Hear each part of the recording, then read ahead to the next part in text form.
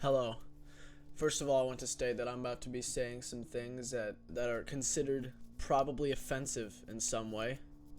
Not in like a liberal, like I'm saying some things like I hate gay people or some stupid things. No, I'm going to be justifying murder. I'm going to be justifying everything. I'm going to justify everything.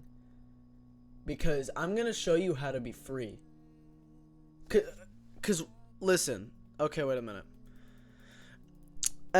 You're born into the human race. Let's explain how your life goes up from the beginning to the end, and then explain how much of a setup it kind of is.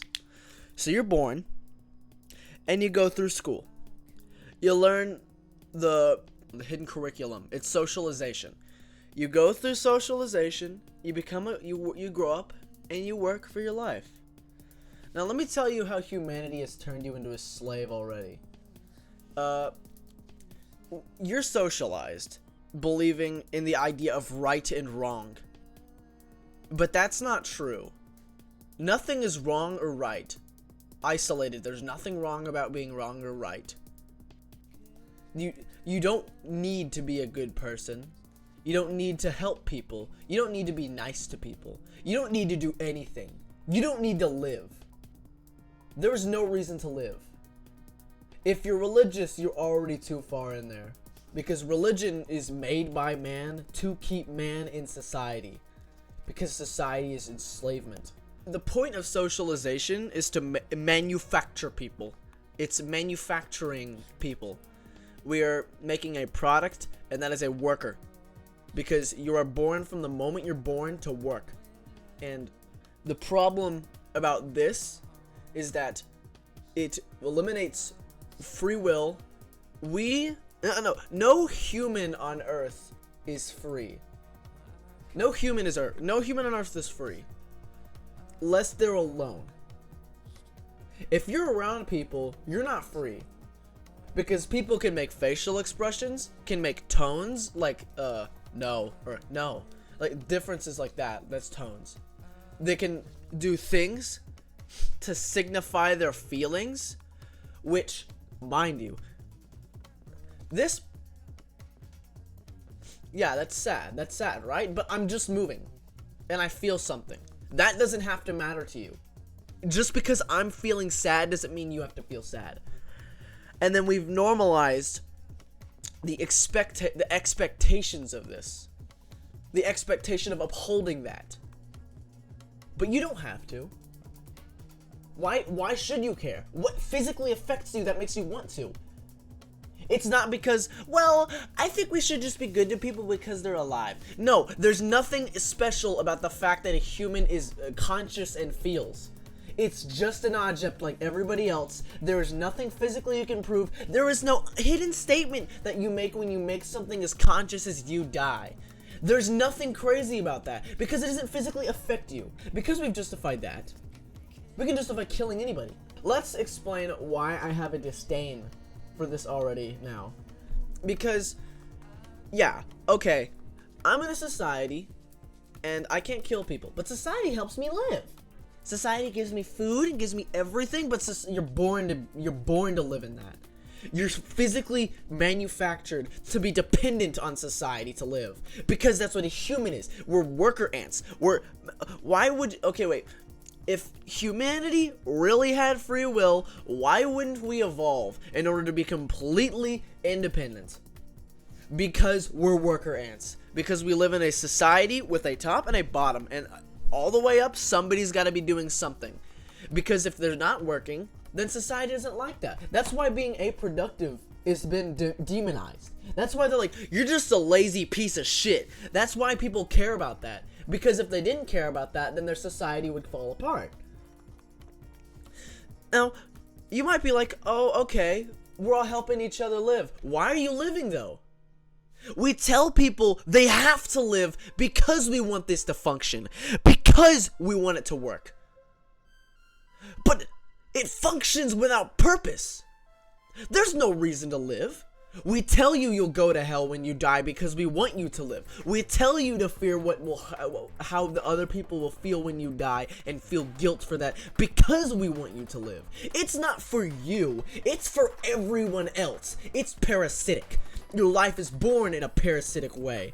You live to be fed upon by everybody else. Nobody's at the top of this, mind you. It's not like there's some big evil red-eyed, red-glowing motherfucker at the top thinking like, yeah, I'm keeping the worker ants working. I'm the only person that's independent. No, nobody's actually at the top. Everybody is subject to the torments of this. It's because we've developed this because it worked.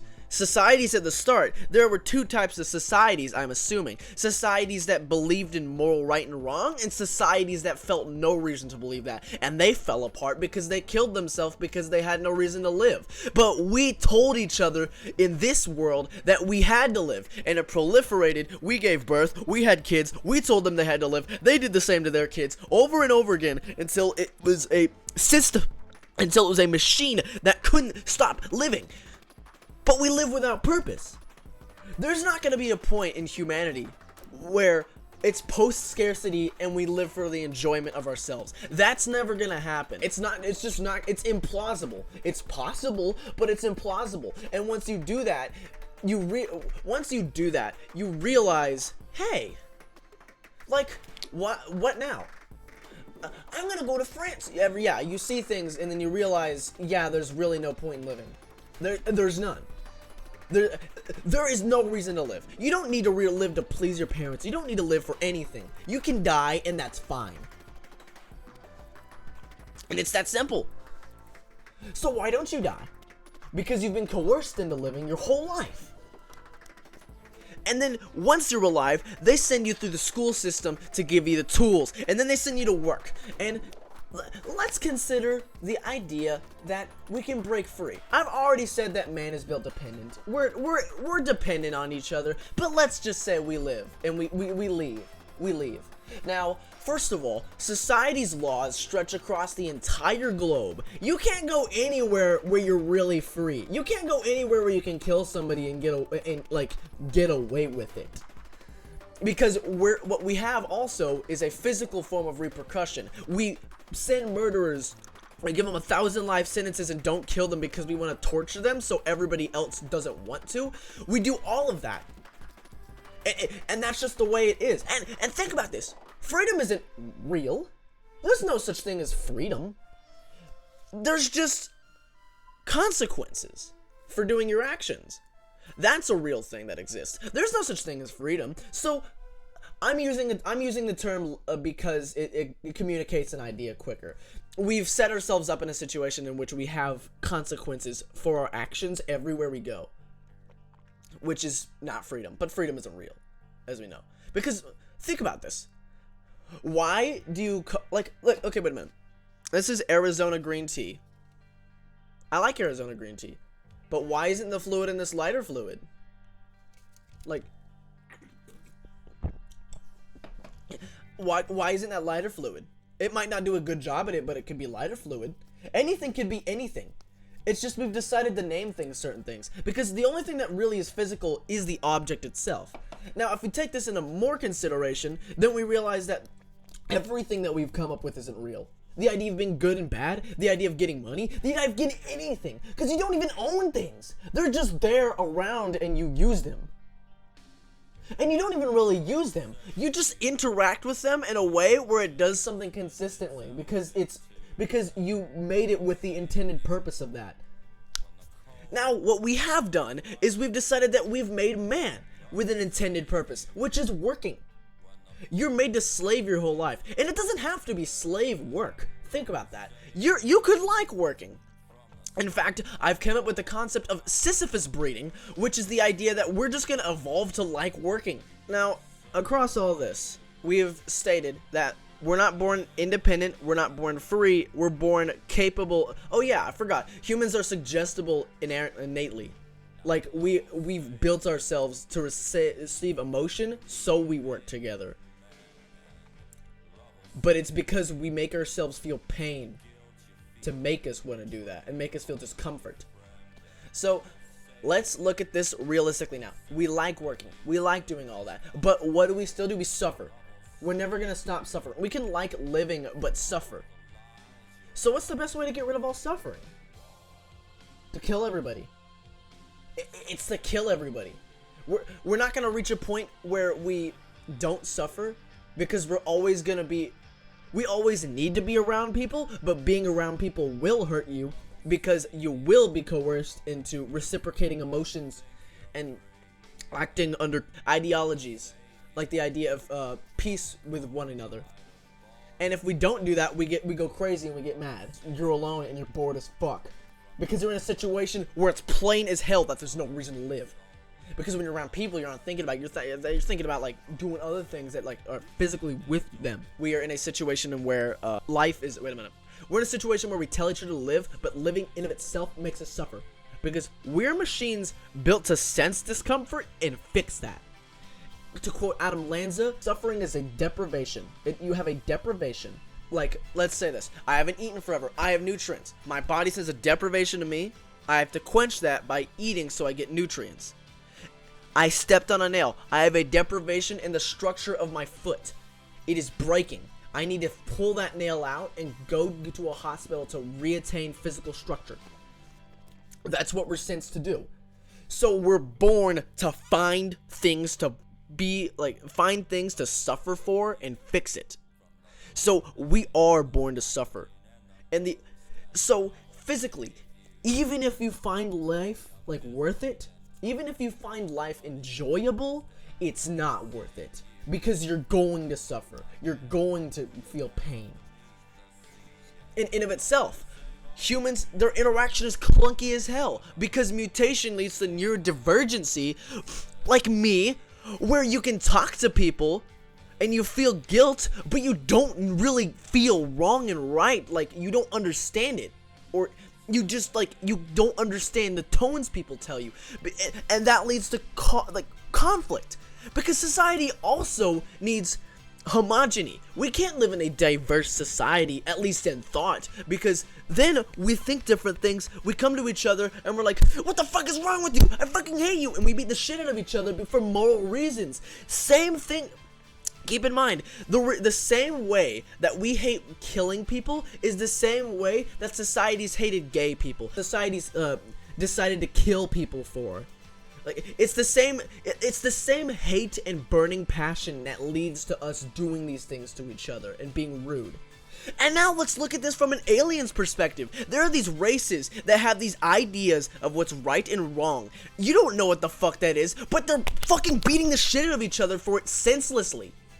Like, if you look at this from an alien perspective, we are a terrible people to want to interact with. Because if we're just seen doing something physical, we see it, we can just be like, what's wrong with you?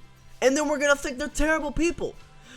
The problem with humanity as a race is that it feels these. It's that it needs these to survive. And the problem is that it makes sense. Why would one beast evolve to be completely independent and intelligent? Why would that happen? No, it wouldn't. It could only work if a bunch of dumb guys get together and hit their heads over and over again until they come up with something that's kind of smart over and over again until they just trick each other and keep living. Because that makes sense, because then we're social and we live in a pack and we have a forced ideology that we force upon each other through coercion, through social expression. So the human race is built to hurt each other into living and then tell each other that you can't leave. Because humanity wants you to live. And if you understood that, you're free now. You might still have sociality built into you. You might still feel bad when you look at people cry and want to help them. You might still do all that things. I have people that I talk to because I do have friends. I'm not just a loner. I like talking to people, and I accept the shame and suffering of that people tell me to do because I want to fit in with them, because I enjoy them. That's a thing. Because I live because I'm a gambler and because I'm irrational. It's that I'm gambling on life being somehow worth it, which is dumb. It's irrational. I should die. I should kill myself, but I'm not gonna. Because I don't want to for some reason. I just don't. It's the same reason that Sisyphus breeding exists. I just don't desire death, even though it'd be better for me. But the essential endpoint of this is that you can do things like that. You can just like accept the shame of other people. Shame is terrible. It is the worst thing that humanity has ever done to each other. It's literally like you're programmed to become enslaved. That's what shame is. That's what coercion is. That's what values and morals do. They're just another way of pushing enslavement on people. But what's wrong about being enslaved, huh? I don't know, man. Like, that's the real problem with this. Like, you disdain it as an individual, of course. It's like, wow, I'm born to become a slave, and I see everybody else becoming a slave, but there's nothing really wrong about that either. But the thing is that it's just an objectively smarter idea to kill yourself. So yeah, you're free now. You might have the worker ant gene. You might like working. You might want to live to work. You might want to support something physical, even if you're never going to see it after you die and never feel ever again when you die, because you want to for some odd reason. But you're free. You can do anything. You can go in your room and do something amoral now. You can do something that's been demonized now. Because you know. Why is that bad? Just ask yourself that every time. Why is that bad? And if you think about it and are smart about it and you don't lie to yourself and tell yourself, oh no, I can't think that, no, if you don't do that to yourself, you'll realize just how much things aren't wrong. You can justify anything. Especially things that don't have long-lasting effects on you but are still considered amoral. So now you're free.